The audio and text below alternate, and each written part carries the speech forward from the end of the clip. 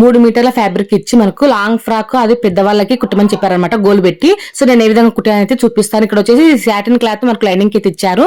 మనకు lining డ్రెస్సులకు satin cloth lining ఇస్తే బాగుంటుందండి. అడ్జస్ట్మెంట్ అనేది అవుతుంది అనమాట. మామూలుగా పాలిస్టర్ కానీ కాటన్ లైనింగ్ కానీ ఇచ్చారంటే కనుక పన్నాలు తక్కువ ఉంటాయి. అది సాటిన్ క్లాత్ కనుక పన్నాలు ఎక్కువ ఉంటుంది కాబట్టి మనకు గోల్ పెట్టుకోవడానికి బాగా పర్ఫెక్ట్ గా బాగా వస్తాయి అనమాట. ఇప్పుడు వచ్చేసి ఈ ఫ్యాబ్రిక్ మెయిన్ ఫ్యాబ్రిక్ వచ్చేసి మనకు 3 మీటర్లు అయితే ఇచ్చారు. ఇది కూడా మనకు పెద్ద పిల్లలకి లాంగ్ ఫ్రాక్ అయితే కుట్టాలన్నమాట. సో పెద్దవాళ్ళకు 3 మీటర్లతో లాంగ్ ఫ్రాక్ కుట్టాలంటే చాలా కష్టం అండి. క్లాత్ అనేది అస్సలు సరిపోదు అనమాట. కానీ నేను ఏ విధంగా అడ్జస్ట్మెంట్ చేసి లాంగ్ ఫ్రాక్ కుట్టా అనేది ఫుల్ వీడియోలో చూపిస్తాను. ఇప్పుడు వచ్చేసి ఈ ఫ్యాబ్రిక్ తో నేను ఏ విధంగా నేను లాంగ్ ఫ్రాక్ అనేది స్టిచ్చింగ్ చేశానని చూపిస్తాను. ఫ్రాక్ అయితే చాలా బాగుందండి, ఒకసారి చూసేసేయండి. సో చూడండి, ఇక్కడ వచ్చేసి నేను ఇలా అయితే కుట్టాను అనమాట. నెక్ దగ్గర కూడా ఇట్లా డిజైన్ అయితే పెట్టాను. నెక్ సింపుల్ గానే ఉందండి, కానీ డిజైన్ అయితే బాగుంది. సో చూసారు కదా, ఇట్లా నెక్ అయితే ఇట్లా పెట్టేశాను.